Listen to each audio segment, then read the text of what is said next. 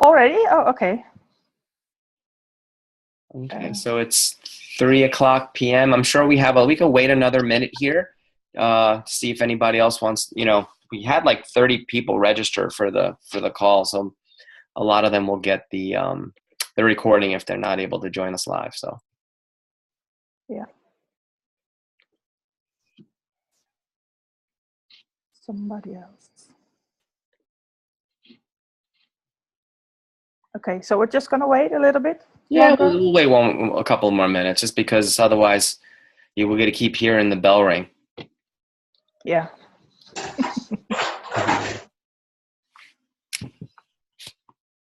How do you say that? Nadindi? Nadindi? I don't know. Wait a Nadindi. minute. This Hi. Hi. It's Kim Nadinda. Nadinda. Kim Nadinda. All right, Nadinda. cool. Nice to meet you. Yeah. Nice to meet you too. Awesome. These names are really fun to try to pronounce. We don't have Roland's last name, though. Only your first name. That's Monique Dorsman, right? That's easy. Did I say that? I said that correctly. Yeah. My last name is Keijer. What's that? My last name is Keijer. Okay, that I would not be able to pronounce. That's cool.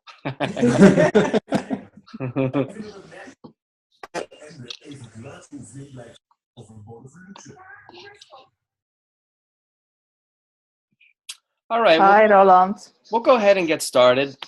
So welcome, everyone. I don't even know if we have a title for this call, but thank you for joining us, live. And it's, I see two familiar faces, Anita and Jubila. We met over the weekend, right? So it's nice to see your face again. So, a lot of what I'm going to talk about today, you heard a lot in the Being You adventures class that I did. So a lot of this is like just, my background, sort of kind of where I came from before the tools of access consciousness came into the kids and I's lives, and just where I was and what I went through, and then where I am now, because the tools are really, truly powerful. And they're probably the most powerful tools I've ever come across in the, you could say 20 years really that I've been studying different modalities, different spiritualities, different philosophies. So anyway, my name is Dr. Anthony Mattis. Please call me Anthony. And my day job by trade, I was a chiropractor for 17 years. All right. And in April of 2011, my late wife, best friend, and my children's mother committed suicide. And it came as a shock because this was someone who loved life, always talked about growing older to be an older woman. She couldn't wait to raise the children and guide them through their teenage years and do it in a way that was much different than the way she was raised.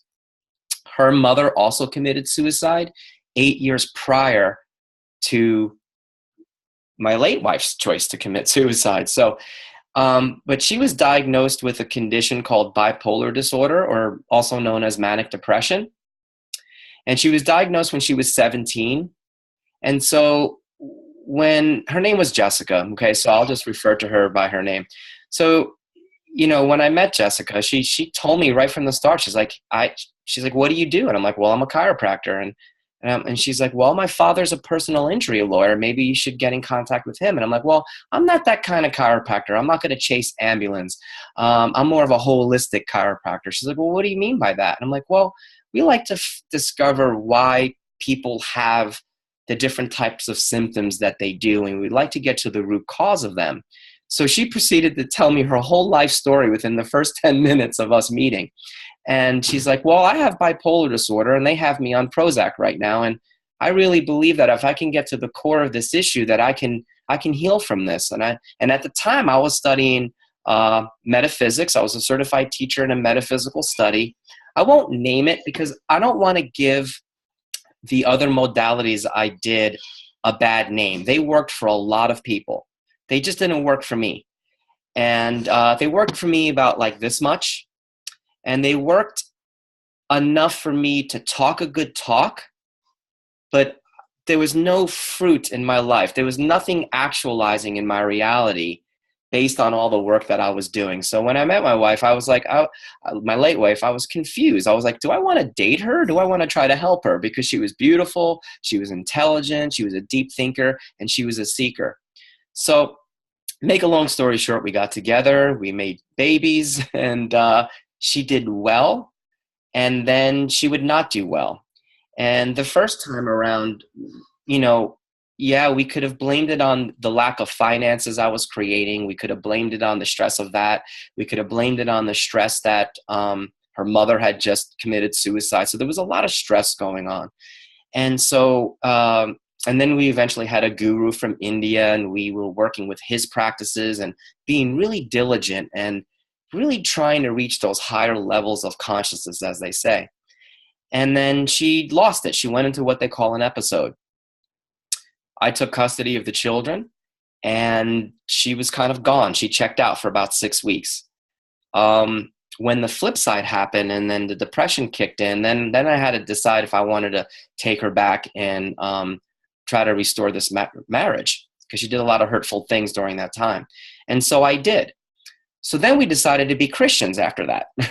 And we became non-denominational Christians. We spoke in tongues, and the church believed in prophets, and which were basically like psychics, but only in the name of Jesus. And that was a lot of fun. And I had a lot of really cool and supernatural experiences, and it really changed our lives. And so for 5.5 years, she was sane, she was stable, she was sober. She also did AA, which is a worldwide thing, Alcoholics Anonymous. And it was fantastic. So we literally thought she was healed and delivered from her illness, right? Because the kind of bipolar she had, doctors say that it's very difficult to treat. And normally it's unheard of for them to go 5 years without any medication and without any episodes. But she did. So yes, on one hand, a lot of the tools we did worked, but they didn't work permanently, okay?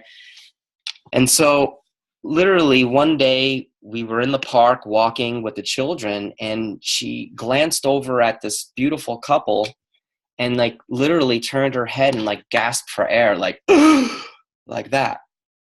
And I'm giving you the details of this story because it's important to know that whatever is showing up in your life, physiological pains or symptoms or anxieties or insomnias or depressions, what we learn with the tools of Access Consciousness is most of those aren't yours. Most of us are very aware, and we're actually picking up on people's thoughts, feelings, and beliefs up to 8,000 miles away, right? But I didn't have that awareness at the time. So I asked her, I said, what's wrong? What triggered this panic attack? And she goes, I don't know. I just looked at this couple over there, and it was like something jumped off of them onto me. Now, knowing what I know now with working with the tools of Access Consciousness, I would have been able to, like, at least we both would have been able to facilitate some things around that, but I couldn't. And so being a Christian at the time, I was like, because then she thought she was demon possessed. So I'm like, it's not possible that a demon jumped onto you because you're a Christian. And the Bible says if you put on the breastplate of armor, then you're protected from all those sorts of things. And especially if you're a devout Christian, right?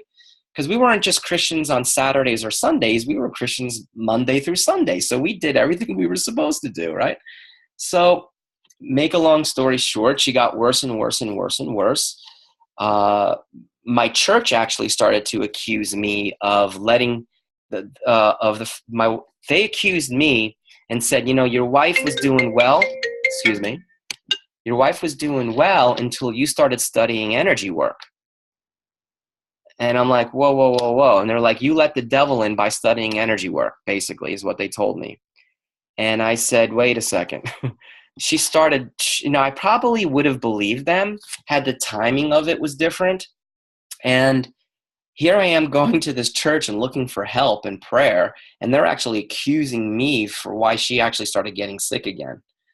And I said, look, she started showing signs and symptoms long before I started studying energy work. And this is not Access. This was something else. I got certifications just about everything under the sun, from breath work to other emotional healing work and rebirthing, you name it, blah, blah, blah, right? And so I said, that's not true. I said, she started getting sick long before I started studying this work. And this is the same thing that was happening 5 years ago when she was ill.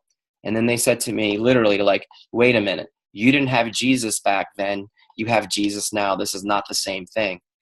And I'm like, listen, she hasn't slept in 4 months. Her heart rate's 120 beats per minute when she's sitting in a chair. She's like insane right now. And I'm just trying to put her on valerian root and passion flower to calm her down. And she was being very stubborn and didn't want to take any vitamins that could help her brain, right? And so anyway, they got in the way of me being able to help her. And so she made the choice that she made the day before she took her life. She says, you and the children don't deserve to live this way. And I can't live like this any longer. You need to move on. And I said to her, I said, you know what? I'll deal with 1 bad year for 5 good ones, because you've given me 5 to 5.5 really good years with no crazies showing up. And she's like, no, she's like, I can't take it anymore. And so I just thought she meant she couldn't take it anymore, but I certainly didn't think she was going to like take a bunch of sleeping pills and go away permanently, right? At least permanently in the form that she's in. So needless to say, that left me in a beyond. In Access Consciousness, we talk about beyonds. And for those of you who don't know what a beyond is, it's like when something stops you in your tracks. When something stops you in your tracks, it creates a beyond in your world. It's like everything freezes. All right. Gary uses an example of like when you get a phone bill and you expect it's going to be $180 and it ends up being $500 and it creates a beyond in your world. Well, this beyond was a little more significant because it was like when I arrived at the scene where she took her life at the hotel, it was like the ambulance were everywhere and they're like, she didn't make it. She's gone. She was only 30 years old at the time. And I was like, what? And I literally felt my whole universe stop. Like it seized. But at the same time, I can perceive, sorry, I don't know how to turn that off.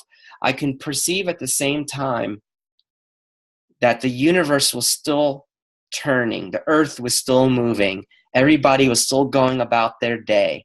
Nothing slows down for you, right?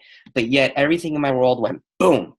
And that's a beyond. And man, if you let beyond stay with you and stick with you, it can ruin you over time. And thank God the tools came along and we're able to say this clearing statement over and over again to destroy and uncreate every beyond that has happened in our lives so that you don't have to live with that in your body and you don't have to live with that in your lives. So again, I don't know how many brand new people we have on the call. Hopefully you guys have a little bit of a background with Access Consciousness. If you don't, you can go to www.theclearingstatement.com and learn a little bit about the Access Consciousness clearing statement. So anyway, so she passed away. I was very angry. I was very let down by my church. They came to me and says, will you please forgive us? We were wrong.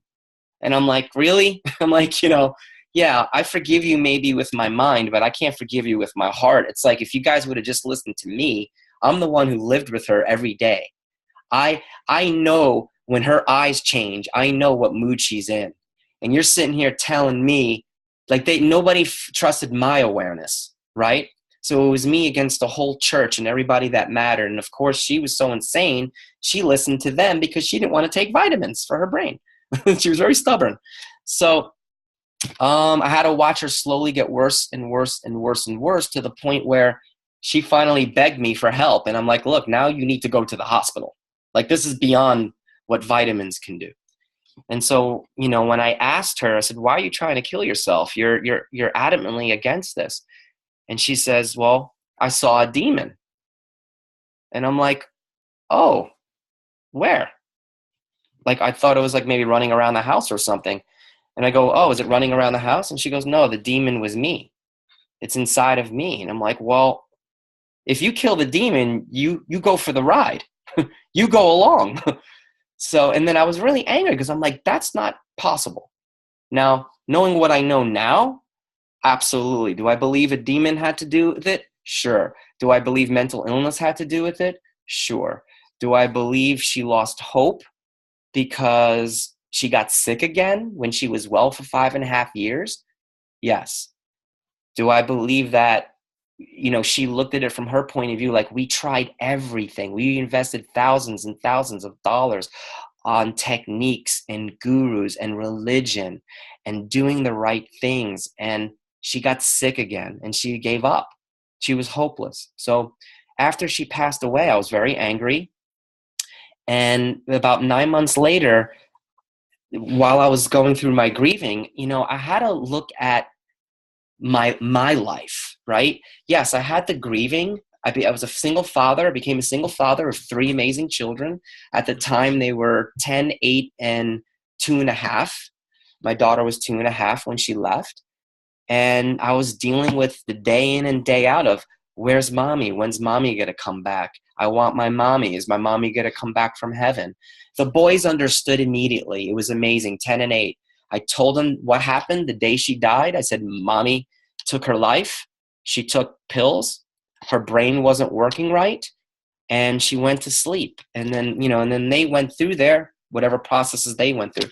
And we literally all slept in the same room for 6 months. And we talked about it every day. We became like a Native American or like an Indian tribe, like a Native American Indian tribe sleeping in like a teepee. And I wanted to have an open conversation and an open dialogue with them. And so we did that. And then 6 months later, the boys were like, we're ready to go sleep in our room now, Dad. Is that okay? And I'm like, of course. So it brought us closer together. And I remember saying that if there was any family that can handle something like this, it was probably ours, because we exposed our children to so many wild and crazy things like, gurus, breath work, metaphysics, like I said, we were non-denominational Christians, but, we prayed in tongues and we laid our hands on people. We were like crazy Christians. It was a little bit different than being like a Catholic or, a Protestant. Okay. So even the Catholics and the Protestants probably would have called our church demonic because we did all sorts of weird stuff. Right.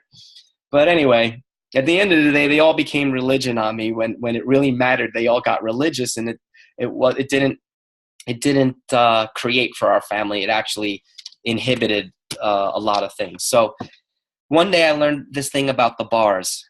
And by that point, I needed to look at my life. I looked at, okay, yes, I'm sad. I'm depressed because my best friend's gone. The mother of my children's gone.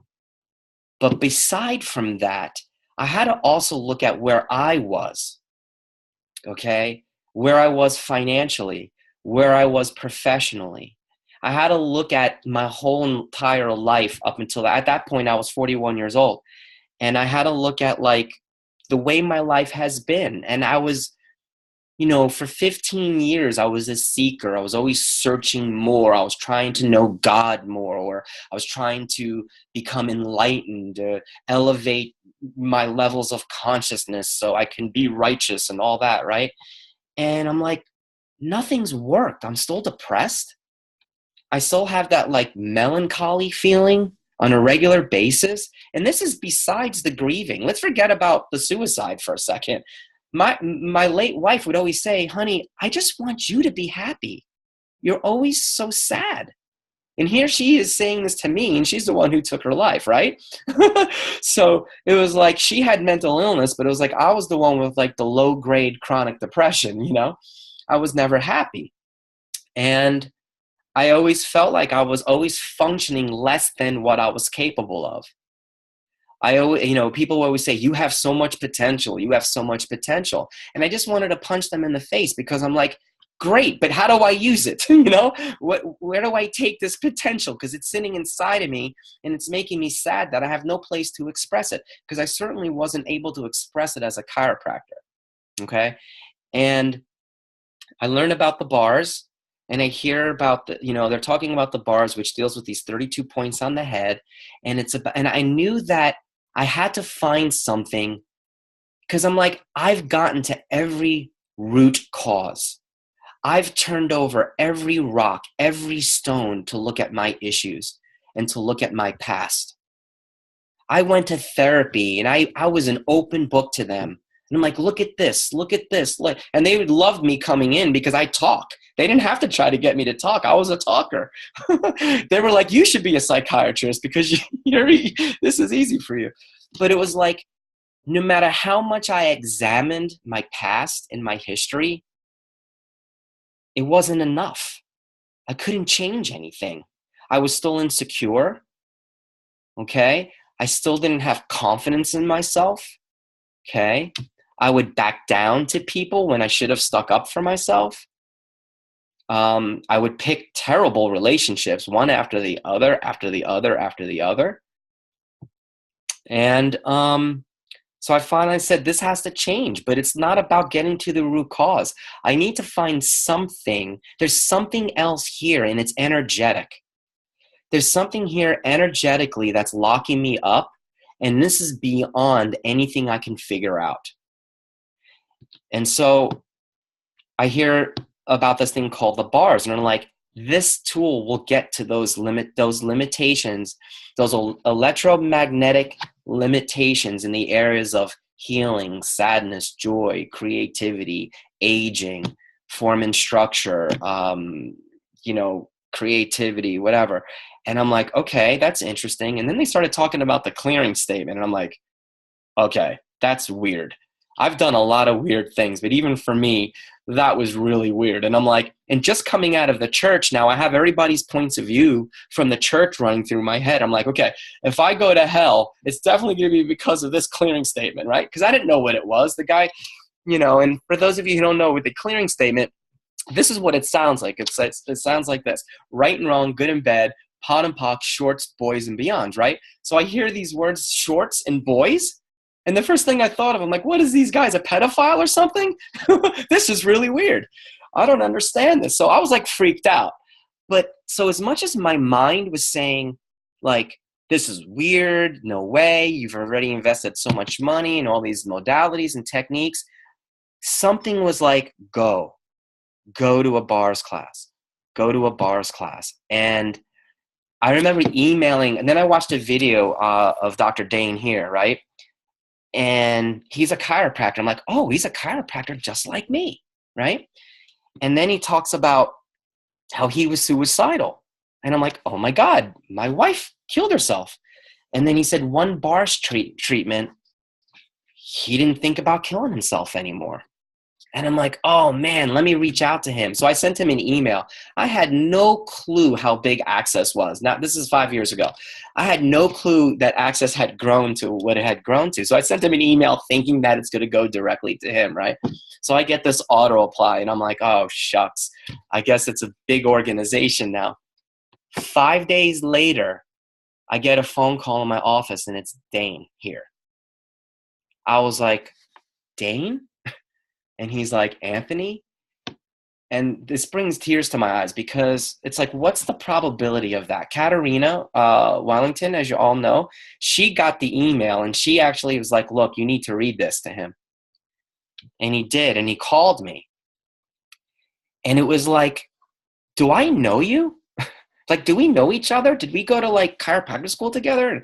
And it was like, nope. But I knew in that moment that we had met, like we were connected someplace else in another time. All right. And I'm getting goosebumps as I'm saying it. And I didn't necessarily believe in past lives at that time, but I knew we were connected somehow. Okay. So he's like, he did some clearing statements with me and he's like, just know that the universe has your back.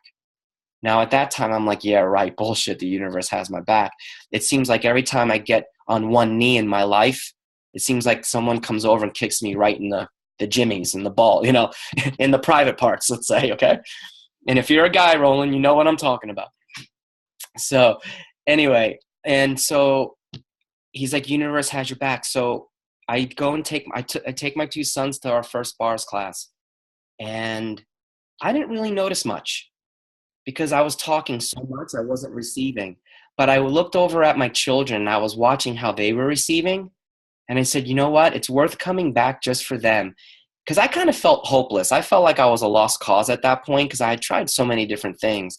So I said, you know what? I might be a lost cause, but I know that this tool can at least maybe change mental illness that might be wrapped in the DNA of my children.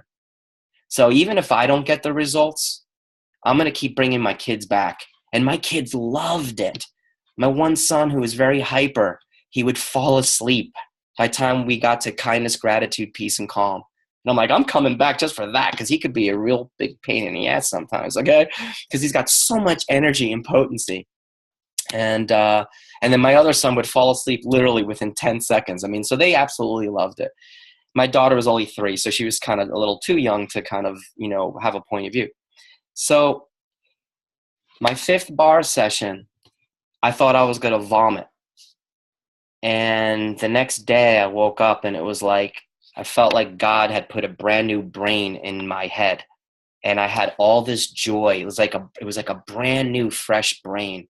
And I remember whistling and I was on my way to run somebody's bars. And I'm like, there is something deeply powerful about this work that's beyond my cognitive awareness or understanding.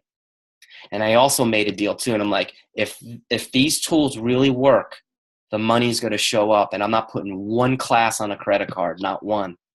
And so I started running the money. I got the book, the money workbook call, how to become money workbook.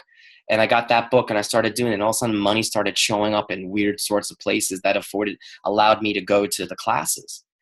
And I kept bringing my kids, and the kids were like, Dad, stop all the other things you're doing. Please take the advanced classes with Dane. And I didn't meet Dane for another 1.5 years. Never talked to him again after that first phone call. And I finally get to the 2 and 3 class, which is now called Choice of Possibilities. And I'm in the front row and I'm like, hey, Dane, I said, do you remember that guy, that chiropractor you called about 1.5 years ago? And he looks at me, he goes, you're the Anthony? And I'm like, yeah, it's me. And he cried and I cried. And he was like, all right.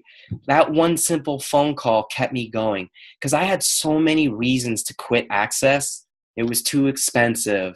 There were too many weird people in it. It was too weird, I had so many reasons to quit.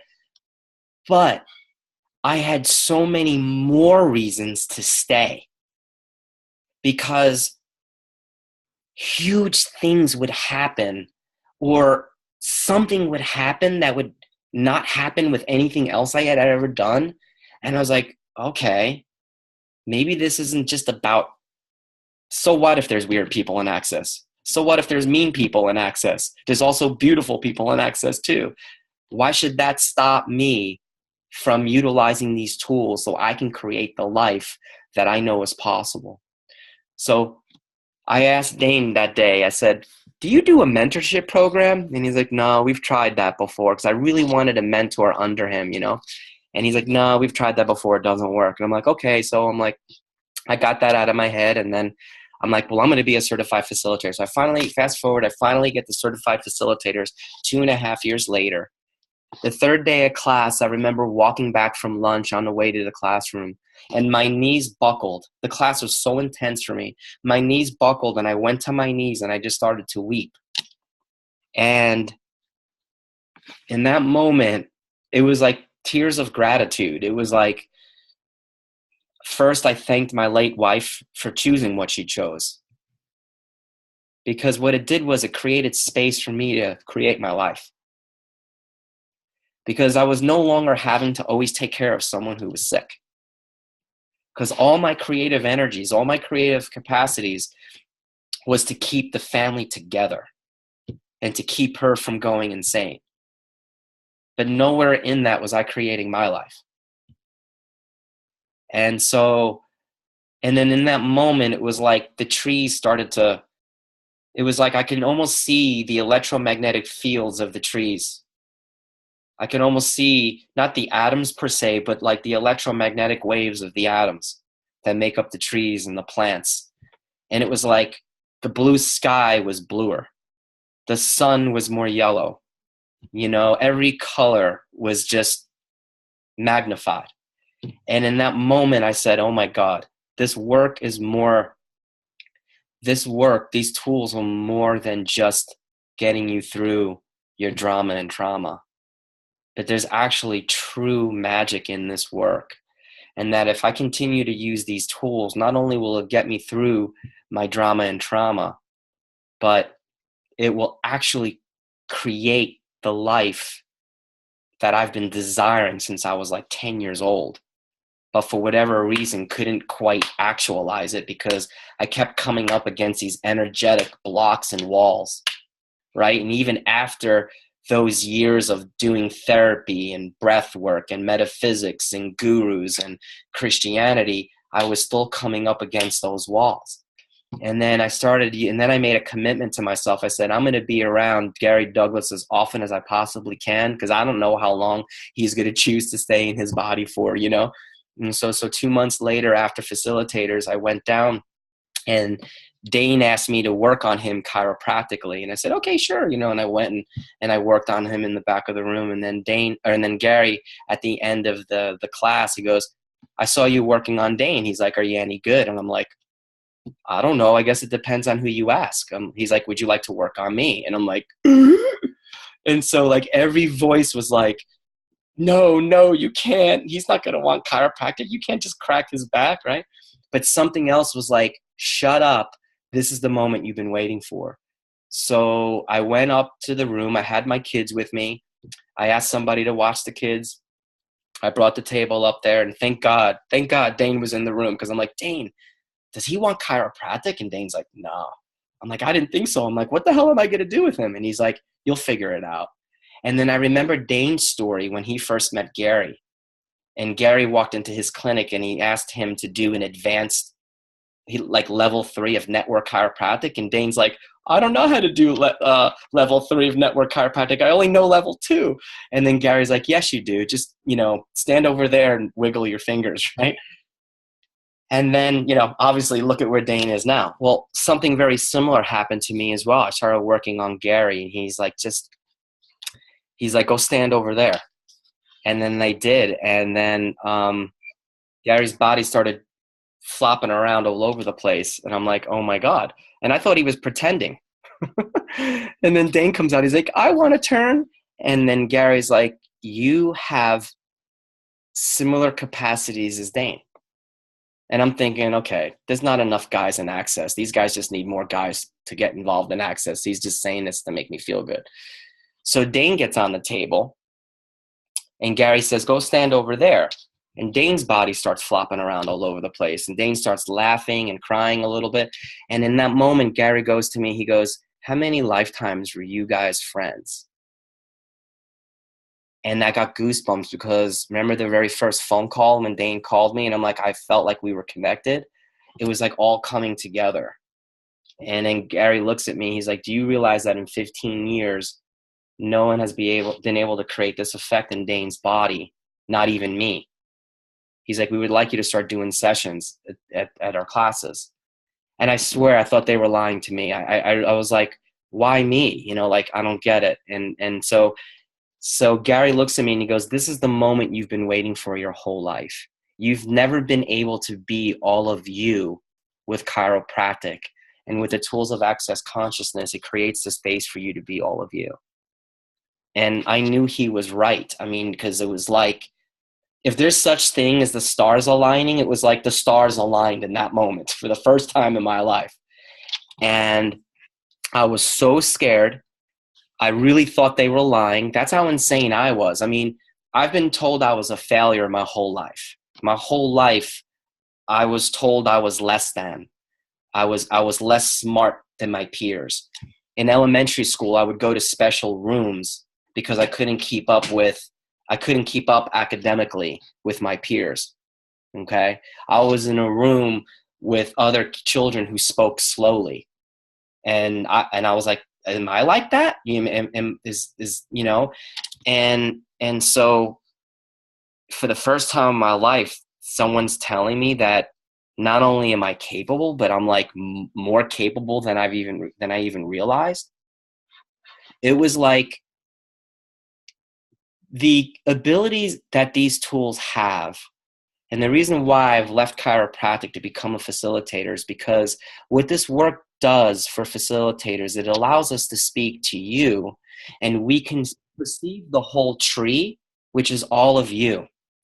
Whereas sometimes you can only perceive your branches, and that's it.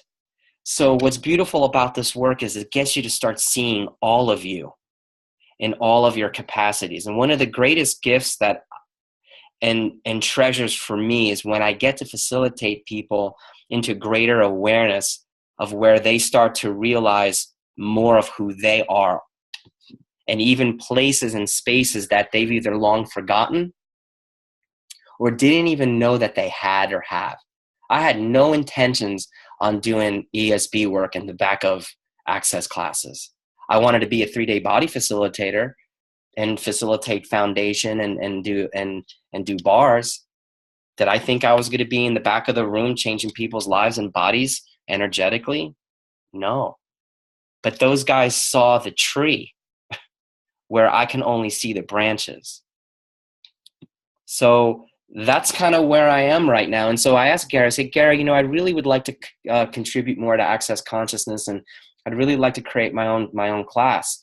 And he goes, well, what would be fun for you? And I'm like, well, I've been through hell and back. Not just with what I went through with my wife, but really my whole life was hard.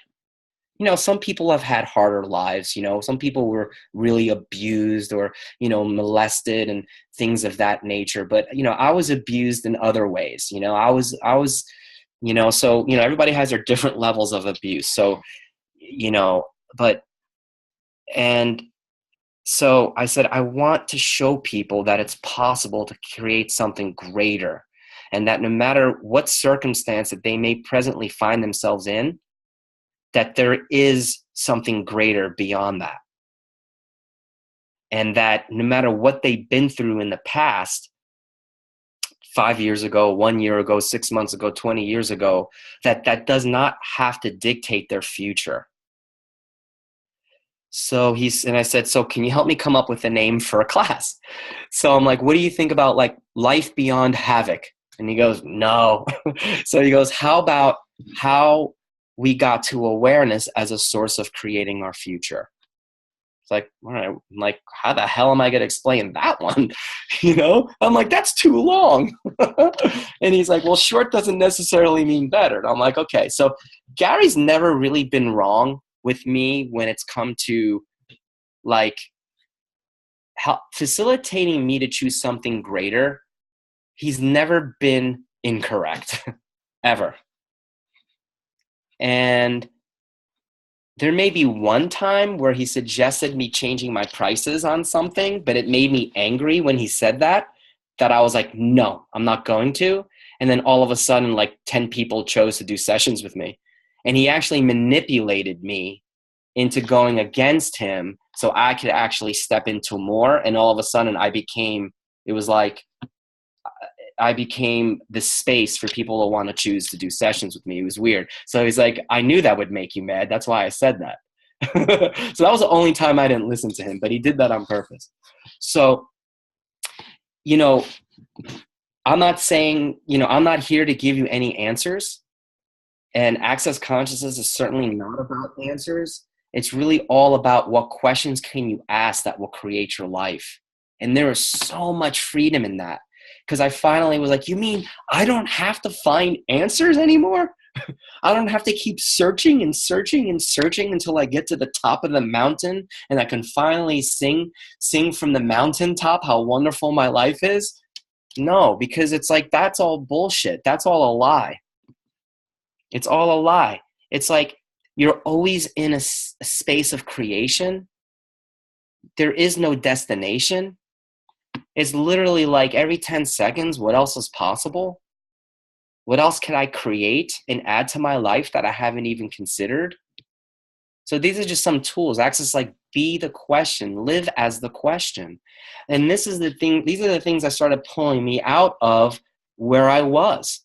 Not only just the grieving of my late wife, but also pulling me out of those 40-something years of being melancholy.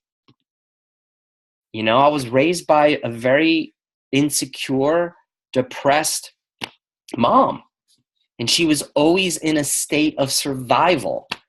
Her and my grandmother came from Italy, you know, and my grandmother worked in a sewing factory. We were very, very poor until my mother remarried my second father, and we moved to a beautiful area in New Jersey, and I actually got to finally see what else was possible.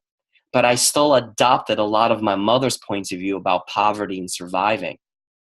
So it was like, here I had these two worlds. I had this poverty mentality that it's about surviving. And then I had what my second father created, which, hey, this is what's possible. But yet, no matter how much I tried to be like him, I couldn't, because I had my mother's points of view were like ingrained in me. And it really, once again, I took a lot of money classes, Think and Grow Rich, you know, all these other, you know, I can't even remember all of them, but none of them worked. And then I read this weird book called How to Become Money Workbook. Are you kidding me? I'm thinking to myself, this guy channels Rasputin, and this is like, this is going to work. And guess what? It did. I mean, like, you know, seriously? I mean, seriously. And it's like, out of all the books that I read, because none of that stuff worked for me. It didn't work for me. And here I am. I resisted these tools. I resisted them. And even in my resistance, things were showing up. It was like, I really had an attitude like, you need to prove to me that these tools work. And sure enough, they did. And there were times, boy, when I was getting my bars ran, I literally felt entities leaving. I felt my bones vibrating, like, and I'm like, oh my God, that was probably about 10,000 years of stuff. Now, listen, this is coming from someone who just got out of the church. Church people don't believe in past lives, right? That's not a Christian thing. But I got to the point where I was like, you know what? I'm not listening to anybody from a pulpit anymore. No more public speakers, no more motivational speakers, no more gurus, no more anything. I'm done with that. And what's really cool about Access is Gary would say to you, he's like, be your own friggin' guru, people, please. He's like, these tools are designed for you to be your own guru. They're designed for you to create your own life, however you like, however you want. And they're designed to remove those unseen limitations that you don't even know that are there, that no matter how many times you try to create your life, you feel like you're hitting a brick wall. So it's like, awesome. You mean I get to choose for me? You mean I don't have to listen to everything you say? I could actually choose for me? And what a gift that is. That's unheard of, because every other modality out there is like, you must follow this protocol. A to B equals C. And guess what? I did it. And I did all of them very religiously and diligently. And I was a great student, but I had results like that. So that's my background. That's where I am. So, you know, so Gary says, why don't you do a class with your boys? They're now 16 and 14. How we got to awareness as a source of creating our future. My kids have ran people's bars. They actually charged for bars, and they've made lots of money in a very short amount of time. And it's like, what is that showing them? What's possible with money? And here I am. I grew up with poverty concepts and poverty points of view. And it's like, both of my boys made 1,200 of American dollars running people's bars in 4 days. Seriously? You can't even make that in the summer as a 14-year-old, you know, in the whole summer. So it was like, what they're being exposed to is like, it's amazing what they're choosing. The level of confidence that my children have, that I'm beginning to have now as a 47-year-old man. Okay. When I was my daughter's age and my mother would send me to the store to go get milk and I couldn't find the milk, I was too afraid to ask the the store clerk where the milk was because I was afraid of people. My kids will stand up at a microphone in front of 200 people and introduce themselves, whereas I pay people to do it for me. So it's like these tools create space for them to step into their potencies and their capacities. Have I raised them differently than I was raised? Yes. But these tools have been so amazing and profound. And it's like, you wouldn't know that we went through what we went through if you met us. Are we crazy? Yeah, we're crazy, but we're crazy kind of in a good way. You know, are we perfect? Absolutely not. Was there a lot of yelling and screaming when I was a single father for the last 5 years? Absolutely. I'm from New Jersey. It's the northeastern part of the United States, and I'm Italian, so I have a potty mouth. You know, so I cursed a lot in the last 5 years, and I still do. It's just part of who I am. But, you know, it's just, you know, but you know what? It didn't affect my kids. It wasn't abuse. Sometimes it was the potency that was required to get things to move and change and shift. And what these tools do is they help move you out of judging yourself. If you're a parent, it moves you out of that desire to be a perfect parent all the time, which is not possible. It's not possible. So would you be willing, if you're a parent, to be perfectly imperfect? And anything that doesn't allow that, would you like to destroy and uncreate that? So what I like to do between now and the next, you know, I'm opening this up for questions. You know, Anita and I are going to do some other, you know, free telecalls where I'll share some of the tools that we've used along the way. But the class that we're doing in Europe this summer is going to be 3 days of very, very intense clearing and facilitation. And we're going to be vulnerable. We're going to expose ourselves to you, my boys and I, and, you know, kids that are, I think 15 and under are free. I think between 16 and 18, it's like half price or something like that. And we're here, you know, my kids are different, and, you know, they're different in a reality that has strong points of view about the way boys should be. And my boys don't care. They still choose to be who they are. I cared when I was their age. I spent my whole entire life living according to what other people would think about me. My boys don't do that. And when they do that, they catch themselves. I'm like, who the hell am I being right now? This isn't me. And then they change it like that. So they're not going to have the same issues that I did, you know, and a lot of it's because of access, that a lot of it is because of the space that, the space that we created for them as well, you know, growing up. And that's another telecall in and of itself. So here I am. So what questions do you all have for me? Enough about me.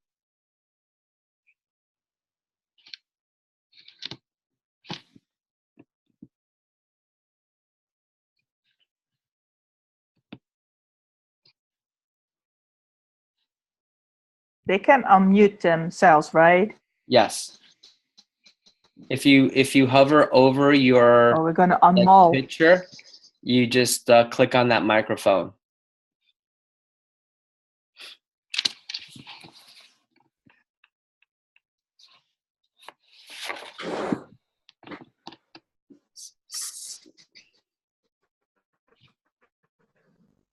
Michelle, you have a question?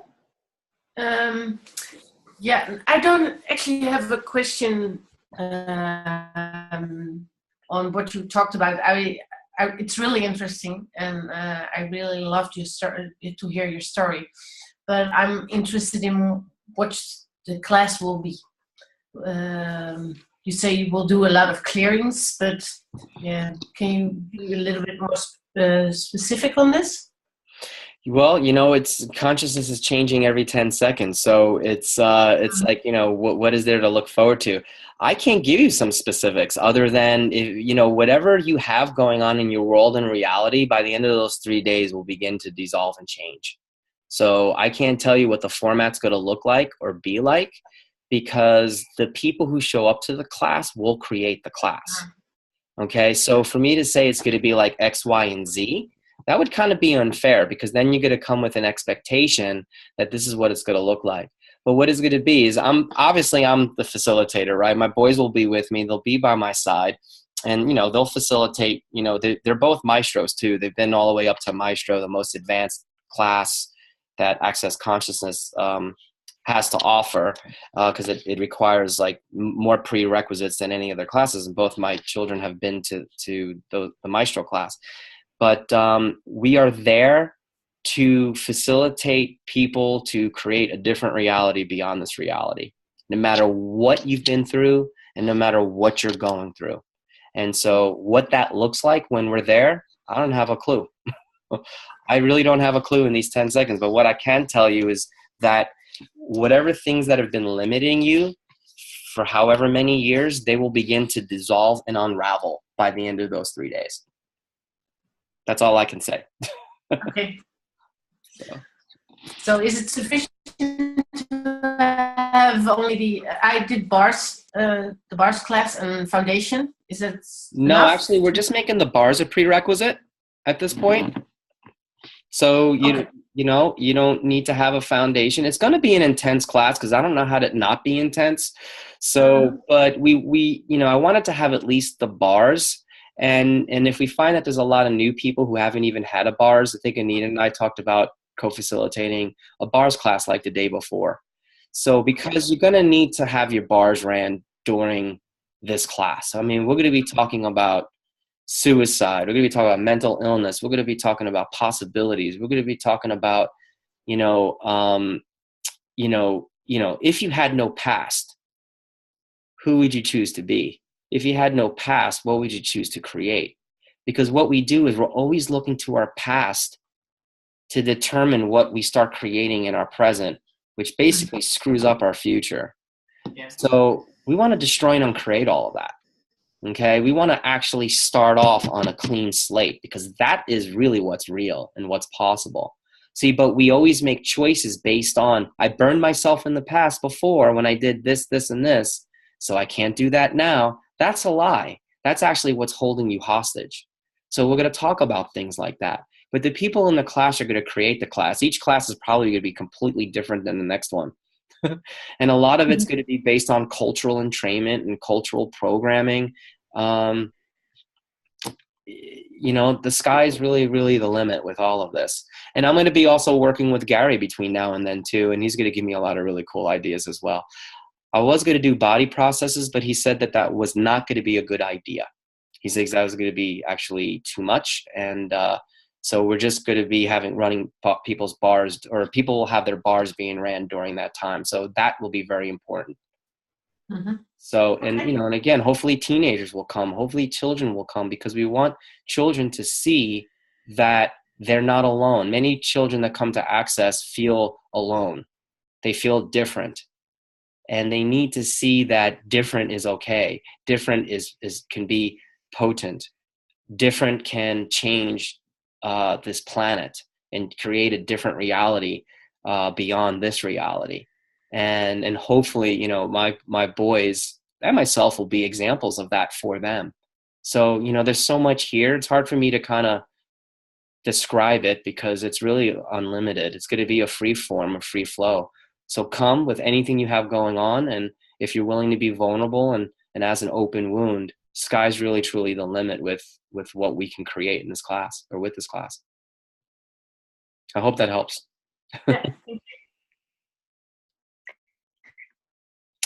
Says, what is the difference with foundation and your class? Okay, there's Well, foundation is, there's going to be some tools that I use from the foundation, man. There's going to be tools that I use from here and from there and from everywhere. But, the foundation is the foundation. You want to take a foundation class, because that is where you really begin to learn how to do the verbal processing. It's where you learn about the 10 keys to freedom, which are called the 10 commandments. Gary, termed that as a joke because he knew it'd create a charge in people's world. That's where you're going to learn about distractor implants. We're going to talk about those things in my class. But, we're going to go beyond, we're going to go beyond different things. I can't, answer, because you guys are going to create the class.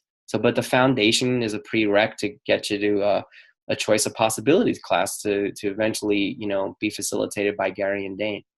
But it's a specialty class in that we are showing where the tools created awareness in our worlds and our realities that actually got us to the point where we were able to move beyond and around the trauma and drama of what their mom chose.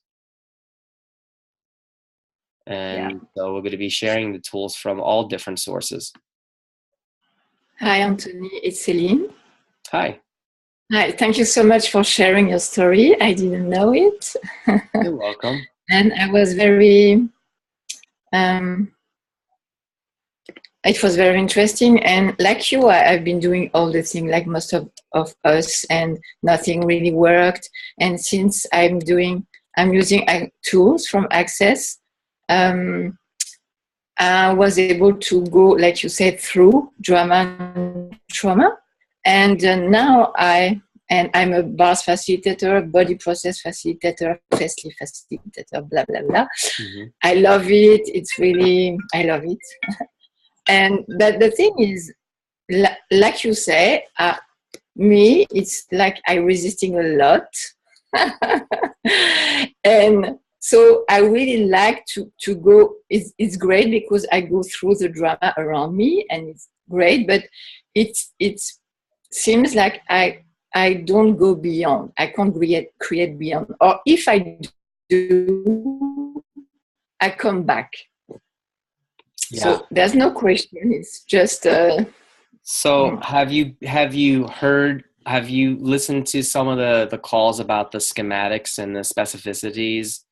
And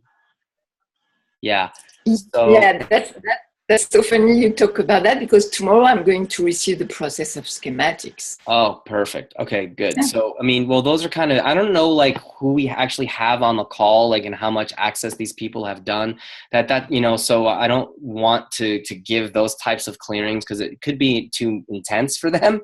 You know what I mean? But so you'll have that tomorrow, but run those clearings. There's also an amazing clearing on melancholia, and it's a clearing where that has to do with everywhere we begin to choose more for ourselves, we either get sick, our body breaks down, or we loop back to the same old pattern. And there's a really long clearing. If you're friends on Facebook, I can message it to you. And okay, cool. That's phenomenal. Oh my gosh, it's so awesome, because what it does is it starts to change that very thing that every time you try to choose more, you either get sick, something stops you, or you loop back into the same pattern. And run the clearings on the schematics and the specificities and all that stuff. Okay, thank you so much, Anthony. So during your class, it will have things like that, and you would be open to and more. Okay, good. Yeah, we're gonna do money stuff. We're gonna do, pulling you out of depression. We're gonna, be talking about how do you create when you're in the middle of a storm. How do you create your life? I did a telecall called, create beyond the storm, or commit to your life beyond the storm. It's like, how do you commit to creating when you're in the middle of drama and trauma? And it's like, when you're in the middle of a storm, how do you create your life in the middle of that? And so we're going to talk about those things and facilitate you through that, because it's really just points of view that really lock us up. Okay? Because my whole life I was a fighter. My whole life I was fighting to get out of the drama and trauma. Now I'm in the space of, there's no drama and trauma. Now what do? I'm not used to that space. Right? So how do you actually create your life now once you're out of the hell? That's also another conversation. Yes, exactly. Because what people do once they move out of their hell is they create more hell, because that's what they're used to. So we're going to talk about, that's where the specificities, those things, and the points of order, you actually start to put points of order on the chaos that's finally unraveling, because you're not used to life going well. So we create more shit. So, we're going to talk about those things, and so that's another answer to, was it Danielle's question? Was it Danielle or Daniela? before? Oh, Celine? yeah. Yeah. Foundation. So, Thank you yeah. so much, Anthony. Thank yeah, you. you're welcome, Celine. Thank you. There's a question from Jacqueline who wants to know the date. I think they're the July 28th, 29th, and 30th, right? Right. Yay, I remember that. Yeah. It's not up on the website yet because it just got approved today. So it'll be on the Access Consciousness website. When you can click on find a facilitator. It'll be Dr. Anthony Mattis. So you have to actually put the Dr. Anthony Mattis, and it'll list the classes that I'm doing. But it's going to be 3 days of intense facilitation. Someone had a question? Where it will be? Where? I don't know. Anita's looking for locations this week, I think. Yeah, in the Netherlands, somewhere. And there's also a class in Hungary. Do I say it right, Eva? Yeah. and a class in Rome, right? Yes. All in the month of July. So it's our family European tour. And like I said, I'm also going to be, having conversations with Gary between now and then.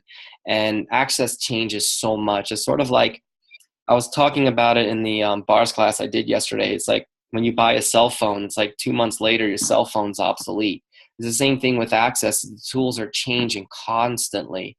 So for me to say, these are the tools we're going to go over in the class, that would not really be true, because they're going to be totally different by the time I meet you guys. So we're really just there to facilitate you through whatever the hell it is that you're going through, and to really facilitate you to that space where you finally say, this is who I am. This is who I've always been, but been unwilling to choose it for God knows whatever reason. And it's get you to look at your whole tree, which is you, not just 2 or 3 branches that you think you are.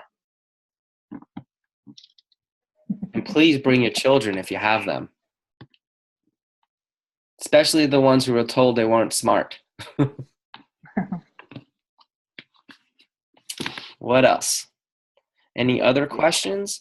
So let me share, at the time I was using, I wanted to change my money flows, and I wanted to create money for access. And one of my favorite clearings was, what physical actualization of the financial reality beyond this reality am I capable of generating, creating, and instituting?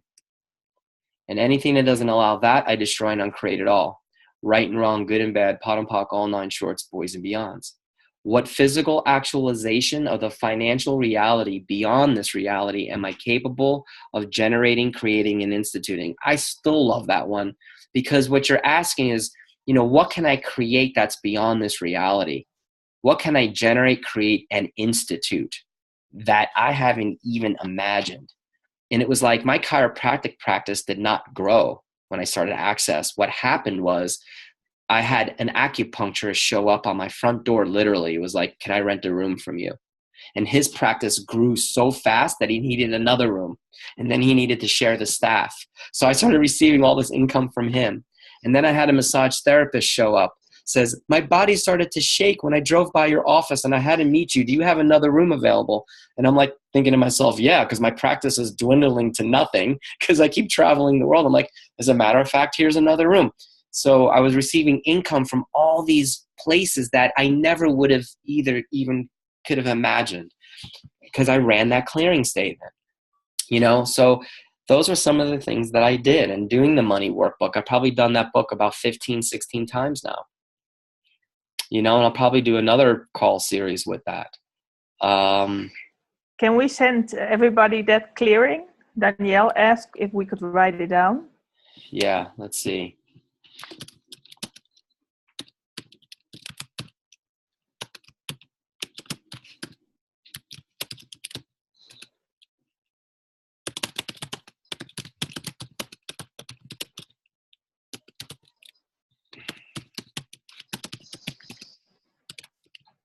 I'm a slow typer here. Hold on. We can send it later.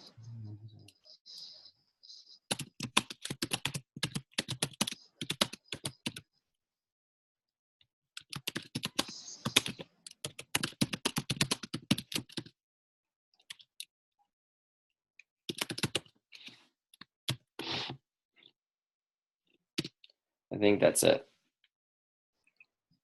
That's fast. There we go.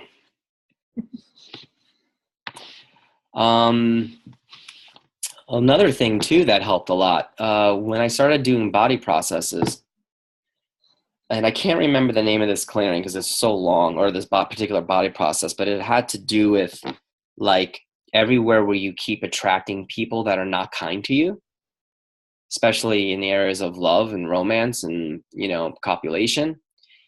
And that was an area, obviously, because I'd never, at that time, up to that point, I didn't always choose the best, mates or lovers that were kind to me. And so there was this particular body process that my body chose that had to do with being able to receive kind and nurturing people. And it was really interesting. And as the process was ran, and I happened to have the process was ran by a woman, and I started to feel this intense attraction for this particular woman that was running the process. So like, oh my gosh, I realized in that moment, like, wow, this is the insanity in which I've been functioning from all my life with regards to women. And so I was like, this is kind of cool. Because I was like, I feel like I'm in love with this woman, and we just met. And I know it sounds insane, but those feelings were coming up. What was really neat was that the process was getting me to look at the energetics of where I've been functioning from insanity in the areas of love, romance, and copulation. And then I had that process ran over and over again. It was like the next 3 people who ran that process were all women. Those same feelings came out. And I was like, this is really, really bizarre. And eventually it finally cleared, but it started to create space for me where I was able to see where I was functioning from insanity with regards to women, and where I would actually start to make myself small and cut off bits and pieces of myself and stop creating my life, because I had all these utopian ideals of what love and romance should be and what it should look like and what it should feel like. And then finally I read The Gentleman's Club, which really changed my life. The Gentleman's Club's book, because the clearings in there are so profound. So, I'm going to be pulling things out from all different places, all the stuff that I used to get myself where I am today. But I mean, some of those clearings in the Gentleman's Club's book, I mean, they cleared demon type stuff. And then I started waking up, and those things that were sort of created sort of that haze in my reality where I could not see the insanity from which I was functioning. All of a sudden it was like that haze was gone. And those women that I used to be attracted to, all of a sudden weren't so attractive anymore. It was interesting. And then I was able to see their unkindness, whereas before I would totally miss it, and everybody else would be like, why are you still with that person? They're really unkind to you. And I'd be like, oh, no, you're just crazy. But it was like, literally, when you start to deal with the energetics of where you may be locked up, things start to shift and change. A lot of this is not cognitive, and once again, that's why it's hard to say, in that 3-day class, these are the things we're going to go over, because it's not going to be linear. It's not going to be cognitive. And truly, it's like each class may truly deserve its own title by the time we're done with it. And that's really the reality of it. But it's going to be intense, and the boys and I are going to be vulnerable. I'm sure my boys will say things about me things that I did that I'm probably not so proud of, but that's going to be part of it. We're here to be vulnerable and to let you guys know that, again, if, in the foundation, if you read the 5 levels of intimacy, you want to be vulnerable to create your life. You want to be vulnerable to be all of you. But when we hear that word vulnerability, we think, oh, that means people are going to walk all over me. No, not true. That means you get to be all of you for once, with no point of view. Do we have any other questions? I know a lot of that was about my story and sort of my testimony, but I thought it was important to give you a background, so that you kind of get to know me better and know that, hey, if these tools can help him, maybe they can help me too. And but you got to use the tools. I used them because I was so low and desperate that there was nothing else left, because I thought I had done everything up until that point.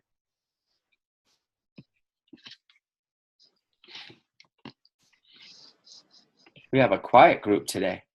Yeah. You're already telling everything. So So I have some questions for you. So some things you could ask yourself is, what's right about me that I'm not getting? And anything that doesn't allow you to perceive, know, be, and receive that, will you destroy and uncreate that? Okay? Right and wrong, good and bad, POM and POC, all nine shorts, boys and beyonds. So I'm doing a clearing statement for those of you who don't know what that is. And I know it sounds weird, but what the clearing statement does is it brings up areas of limitation. It brings up areas in which we are functioning from unconsciousness and anti-consciousness, and it begins to remove really the foundation of where those things have been blocking you energetically. And as the foundation begins to be pulled out, then the rest of the house will begin to crumble. And it's not that you're not going to have a memory of that particular thing. It's just that that thing will no longer have a charge on you anymore. And Celine, be kind to yourself too. It's like, Gary's point of view is we've been around for 4 trillion years. There's a lot of things for us to unravel, and to undo. And if you don't believe in that point of view, because I thought that was sort of like weird, like 4 trillion years, even if you look at the Bible says the sins of the father get passed down to 4 to 7 generations, right? Even if you have a Judeo-Christian point of view, that 4 to 7 generations is a lot of crap for us to have to clear. So be patient with yourself, okay? But at least you're recognizing that, hey, every time I try to choose more, I keep going back to the same pattern. Great. Awareness number 1. Now what else is possible? And remember, choice trumps any clearing statement. So would you be willing to jump in to a new creation and be super uncomfortable? Would you be willing to jump in to creating your life and not have a clue of what it's going to look like? See, everybody's trying to put the cart before the horse. I don't know if you guys use that in the Netherlands. Are you trying to figure it out before you actually choose? That's the mistake right there. What if you chose and then let the universe take care of the how? Your job is the generating, creating, and instituting. The universe will take care of the how. I promise you that. Your job is not to ever worry about how it's going to happen, how it's going to show up. Your job is generating, creating, and instituting. The universe will take care of when and how. Your job is to just choose.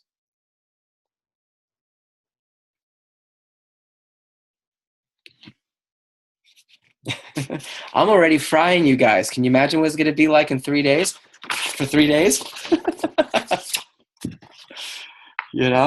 So if you had no past, what would you choose to create? If you had no past, who would you choose to be? What would you choose to be? Thank you, Monique.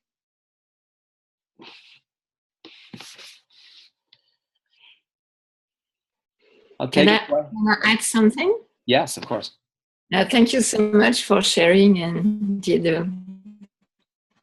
the clearing.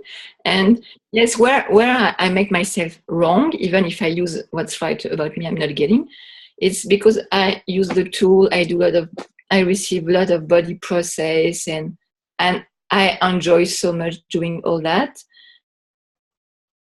And I don't create so much, and so... Well, that's the conclusion. What do you mean you don't create so much? That sounds like a judgment and a conclusion to me. Exactly.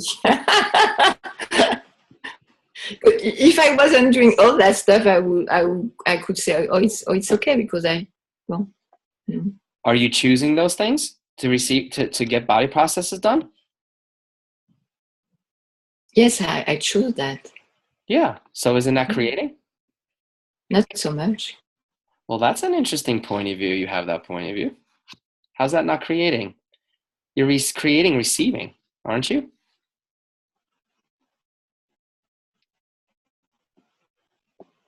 I kind of resist, I guess. Well, anyway, it's me. What if you changed your point of view? The thing is, I love doing. Sorry?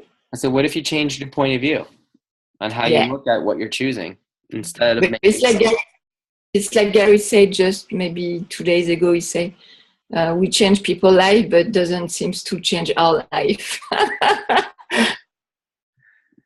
I'm kind of that things for the moment. Well, what if you start acknowledging what you have been creating? If you acknowledge, if we acknowledge, when we don't acknowledge what we have created, you literally stop the forward motion of whatever you've been asking to create. So it's okay. I'm going to give you another thing. Thank you for saying that, Celine. Every night before you go to bed, every night, well, I'm going to ask you to do this right now if you don't mind. But for everybody else, every night before you go to bed, I want you to say 3 things that you're grateful for about what showed up in your day that day. Because when you acknowledge, I call it an attitude of gratitude. When you acknowledge what is showing up in your life, you continuously activate the quantum entanglements to create more for you. But you must acknowledge what is showing up in your life, because then you will destroy your future creations if you don't. Every time, so you just did that schematic thing. Every time you say, I'm not creating, I'm not creating, I'm not creating, you're actually destroying what you have been creating, and you have to start over again. Okay. Does that make sense? So what if you just changed? Yeah. So I know when Gary said that to me, I was like, I thought I was going to throw up. And I'm like, oh, I have to start over again. So, yeah. So can you please tell me or share with us 3 things that you're grateful for about you? I'm such a great contribution to people. Awesome. What else? What else? How so? You're a great contribution to people. How so? What do you mean by that? But I facilitate them. I'm a great facilitator, even if they don't ask me. Okay. Cool. What else? I'm joyful. Okay. What else? And I like to play. Beautiful. Okay. So tomorrow you have to say 3 other things that are different. Okay. Okay. And if you guys have to write these down in a journal, do that. So you can look, when you start judging yourself, you can open up your journal and look at it and see where you've been lying. You're lying to yourself when you judge yourself for not doing things or creating. Things will happen in its own time. Okay. Thank you so much. You're welcome. All right. Well, thank you, everybody, for your time. Does anybody have any questions before we go? We'll probably do another call soon, and we'll use some tools here on the next call. Share some more tools, and answer any more questions. But